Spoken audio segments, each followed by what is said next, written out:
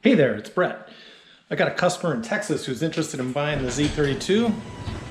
Wanted a video of a cold start. So the car has been sitting for over 2 weeks since my last trip to California. I thought I'd go ahead and crank it up and see how everything goes. We're gonna lower the top, make things easier in this tight garage.